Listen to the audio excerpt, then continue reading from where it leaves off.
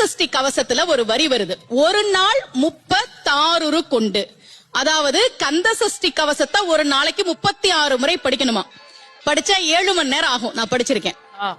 ஆனா கலியுகத்துல கந்த சஷ்டி கவசத்தை ஒரு நாளைக்கு 36 முறை படிக்கிறதுக்கு நேரம் இருக்காதுன்னு தான் அதுலயே சூட்சுமமாக ரகசியமாக ஒரு விஷயம் சொல்லப்பட்டிருக்கு.